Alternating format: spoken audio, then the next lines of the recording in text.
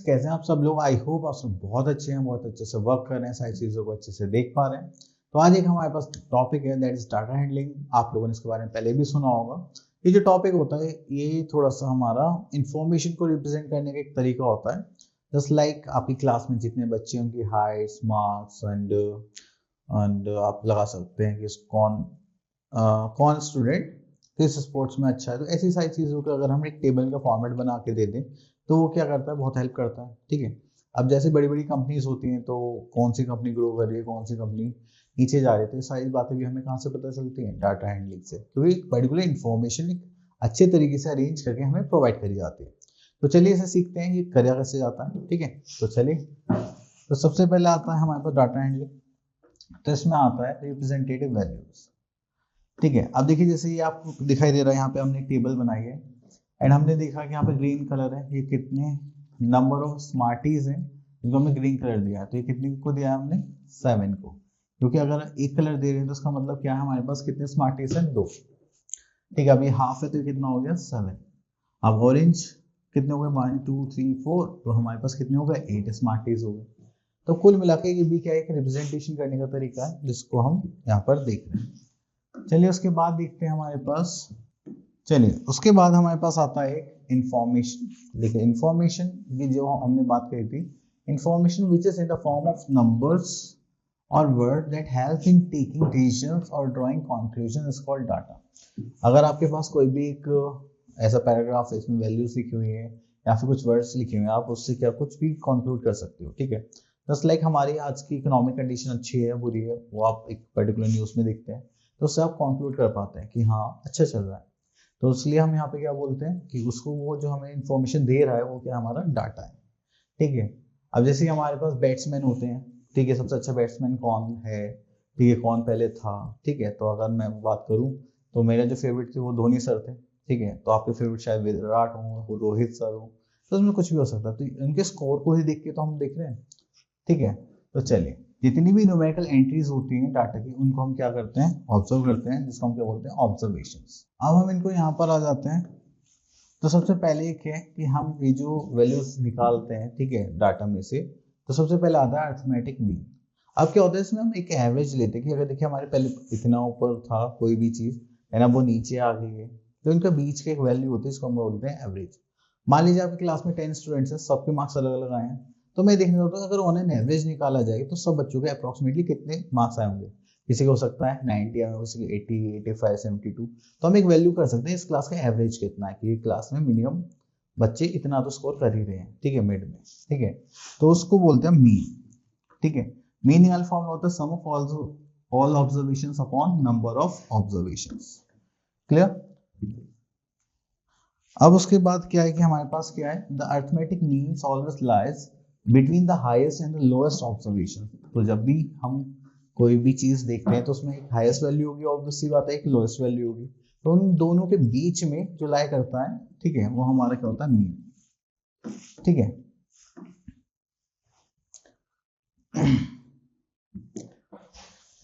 Okay, तो इसके बाद आगे चलते हैं। नेक्स्ट आती है हमारे पास रेंज। तो देखिए जो हमारे पास रेंज है, रेंज को हम कैसे निकालते हैं? एक हमारे पास लोएस्ट वैल्यू होती है, एक हायर वैल्यू होती है। तो इन दोनों के जो बीच का जो डिफरेंस होता है वो हमारी क्या होती है? रेंज। ठीक है, तो आप इसको कैसे निकालेंगे? हाईएस्ट माइनस लोएस्ट, तो वो क्या जाते हैं? हमारी रेंज। चलिए उसके बाद आ गई हमारे पास एक्सरसाइज 3.1। तो यहाँ पर देखते हैं question number 1, find the mean of the following data. तो मीन निकालने के लिए यहाँ से हम एक ऑब्जर्वेशन ले लेते हैं, दिस वन। ठीक है, हो गई हमारी ऑब्जर्वेशंस। तो मीन निकालने के लिए हमारे पास फॉर्मूला क्या था? मीन इक्वल्स टू, यहाँ पे हम क्या देखेंगे? Sum of observations. Okay, this is sum of observations then upon number of observations. Okay, so next thing we are having 40 plus 30 plus 30 plus 0 plus 26 plus 60। ठीक है, चलिए उसके बाद हमने नंबर ऑफ ऑब्जर्वेशन काउंट करने 1 2 3 4 5 6, तो ये कितने हो गए 6। ठीक है, अब आप इनको ऐड करेंगे तो कितना आ जाएगा 100 186। This is 186 divide by 6। सो 2 से करेंगे तो हो जाएगा 3, 2 से करेंगे तो 93। अब इसको डिवाइड करते हैं 3 डिवाइड बाय 93। ठीक है, तो करेंगे तो हमारे पास कितना हो जाएगा 31। तो ये हो गया हमारे पास 31 एज आंसर। तो इनका जो एवरेज निकल के आया, मीन कितना निकल गया 31। एंड देखो सबसे लोएस्ट वैल्यू कितनी है हमारे पास 0, एंड सबसे हाईएस्ट वैल्यू दैट इज 60। तो इनके दोनों के बीच में ही निकल के आया, तो इसका मतलब हमने सही करा है। ठीक है, तो चलिए उसके बाद आगे चलते हैं। तो यहाँ पर तो सेम ही है, तो आगे ही चलते हैं। ओके, तो एक बार क्वेश्चन नंबर 4 देखते हैं। इसमें छोटे छोटे से क्वेश्चंस हैं, तो इससे थोड़ा सा और एक दो टॉपिक और क्लियर हो जाएंगे। ओके, तो यहाँ पर गिवन था ages in years of 10 teachers of a school is this. तो 10 टीचर्स की हमने यहाँ पे एज ली है। ठीक है, तो यहाँ पे पूछा गया है क्वेश्चन नंबर 1 में what is the age of the oldest teacher and that of the youngest teacher. Okay, तो यहाँ पे देखते हैं ओल्डेस्ट टीचर। अगर हम ओल्डेस्ट टीचर की बात करें तो यहाँ पर देखिए 40 है सबसे ज्यादा, नहीं 54 है। ओके, यहाँ लिख सकते हैं 54 इयर्स। देन उसके बाद आता है हमारे पास youngest teacher.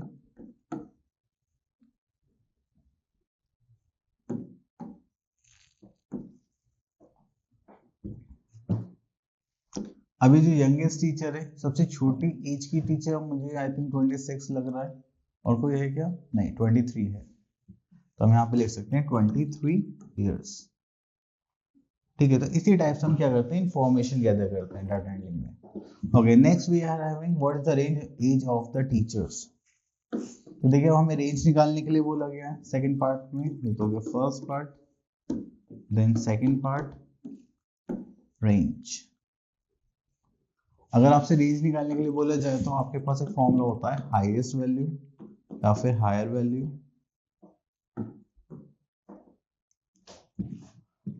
Minus lower value.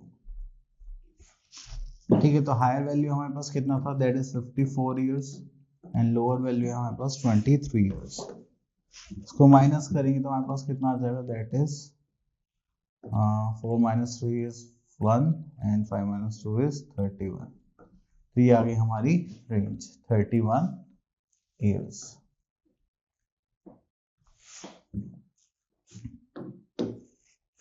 चलिए उसके बाद आता है what is the mean age of these teachers. तो मीन निकालने के लिए यहाँ पर हम क्या करेंगे, मीन निकालने का फॉर्मूला होता है हमारे पास सम of observation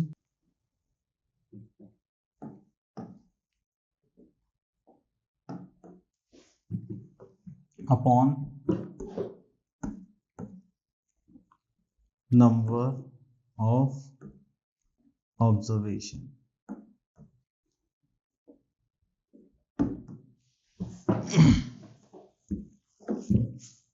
ठीक है, अगर हम यहाँ पे ऑब्जर्वेशंस कैलकुलेट करें, ठीक है, तो यहाँ पर सॉरी, हाँ, तो यहाँ पे हमारे पास, मैं यहाँ पे लिख लेता हूँ हमारे जो ऑब्जर्वेशंस हैं, that is 32 plus 41 plus 28 plus 54 plus 35 plus 26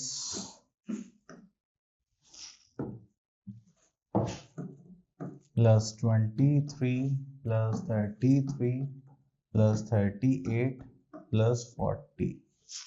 ठीक है, उसके बाद यहाँ से डिवाइड करेंगे। तो चलिए नंबर ऑफ ऑब्जर्वेशंस कितने हैं हमारे पास 10। तो चलिए आपको इन सब का सम करके बताना है, चलो जल्दी से करके बताओ। तो मैं यहाँ से फॉर्म से कर लेता हूँ एक बार, थोड़ा जल्दी हो जाएगा।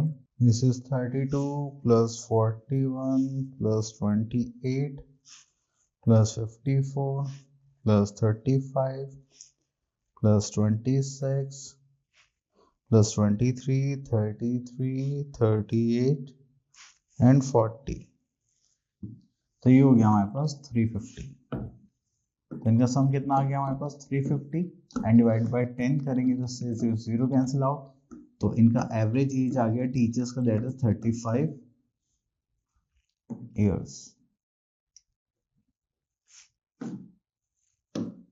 ठीक है, चलिए तो यहाँ पर हमने ये सब कर लिया।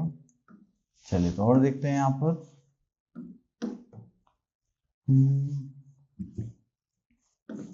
चलिए तो यहाँ से एक पार्ट और ले लेते हैं हम, 7th।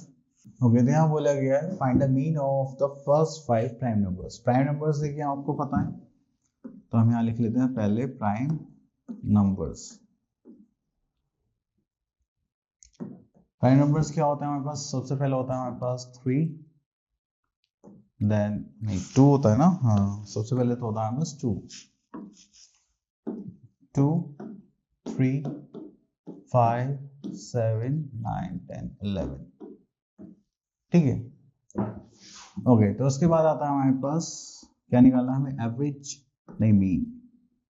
तो अगेन मीन का फॉर्मूला क्या होता है हमारे पास? Sum of observation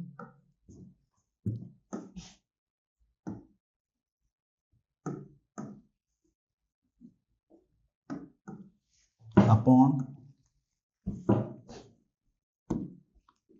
number of observation.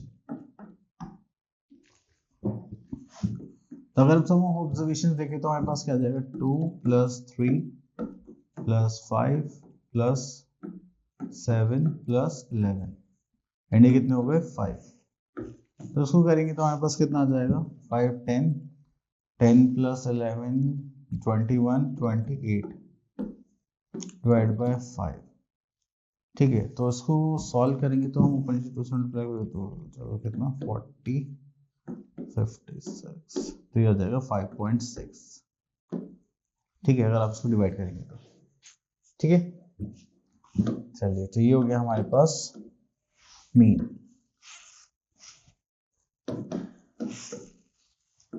Okay, next topic पर आते हैं हम, मोड। देखिए मोड क्या होता है? मोड होता है जब भी आपके पास कोई भी सीरीज है और उसमें मैक्सिमम नंबर टाइम्स कोई भी चीज रिपीट हो गई, दैट इज अ मोड। ठीक है, हमने देखा यहाँ पर हमारे पास एक सीरीज की बने नंबर की, दिस वन 424322। ठीक है, तो हमारे पास सबसे ज्यादा क्या रिपीट हो रहा है? यहाँ पे 2 रिपीट हो रहा है, दैट इज अ मोड। ठीक है, चलिए इतना करने के बाद फिर आगे चलते हैं। तो यहाँ पर देखिए सबसे ज्यादा यहाँ पर बोला गया है मोड ऑफ लार्ज डाटा। अगर हमारे पास ज्यादा नंबर्स होते हैं तो हम उसे क्या बनाते हैं? एक टेली मार्क्स टेबल बनाएंगे जस्ट लाइक दिस। यहाँ पे लिखेंगे हमारे पास जो भी आइटम्स हैं, then tally marks, then frequency. ठीक है, तो जिसकी मैक्सिमम फ्रीक्वेंसी होगी वही क्या होगा? हमारा मोड होगा। तो हमने यहाँ पे देखा 2 की फ्रीक्वेंसी कितनी है? 14, ये सबसे ज्यादा है, तो यही क्या हो गया? हमारा मोड। ठीक है, देन आता है हमारे पास मीडियन। तो मीडियन का जो पॉइंट होता है वो होता है मिड वैल्यू। अगर कोई भी सीरीज है, कोई भी एक लाइन है, या उसमें जो एकदम सेंटर में जो वैल्यू होगी उसको हम क्या बोलते हैं? मीडियन बोलते हैं। ठीक है, तो चलिए इसको निकालने के तरीके देखते हैं हमारे पास। अगर आप यहाँ पर देखेंगे तो यहाँ पर क्या है? The median of a set of data values in the middle value of the data. तो यहाँ पे मिडल वैल्यू निकालनी है, तो उसको करने के लिए value of the data set when it has been arranged in ascending order, that is from the smallest value to the highest value। तो हमें सबसे पहले डाटा को कितना अरेंज करना होगा? Ascending order, smallest to highest value में। Then उसके बाद जो हमारे पास मिड वैल्यू होगी उसको हम क्या मान लेंगे? अपना मीडियन। ठीक है, अगर हमारे मिड में 2 वैल्यूज आती है, जैसे मान लीजिए यहाँ पर हमने देखा तो 4th and 5th value mid में आई है, तो हम उसको क्या करेंगे? 2 से डिवाइड कर देंगे। ठीक है, चलिए तो यहाँ पे क्वेश्चन नंबर 1 देखते हैं। Find the median of the following numbers. तो मीडियन निकालने के लिए चलो इसको थोड़ा ऊपर कर लेते हैं। हाँ, मीडियन निकालने के लिए हमको इसको किसमें करना पड़ेगा? सीक्वेंस में करना पड़ेगा, just like 1 then 3 then 4 then 5 2 times है, देन 6 3 and 3 6 3 and 3 6 and 7। तो क्या रह गया? अच्छा 3 2 टाइम्स है, ओके, तो 1 को यहाँ कर देते हैं, ये हो गया। चलिए अब यहाँ पे मिड वैल्यू आपको दिखाई दे रही है, क्योंकि मीडियन निकालना है, तो 3 हमने इधर से छोड़ दिया, 3 इधर से छोड़ दिया, बचा क्या 4। तो 4 क्या हो गया हमारा मीडियन। क्लियर। चलिए उसके बाद बोला गया मोड। अगर आप मोड देखिए तो सबसे मैक्सिमम टाइम्स हम बस क्या रिपीट होता है, 2 3 टाइम्स हो रहा है, देन 5 भी 3 टाइम्स हो रहा है। तो यहाँ पे मोड क्या हो गया हमारा, मोड हो जाएगा 2 एंड 5। क्लियर। चलिए आगे देखते हैं इसमें।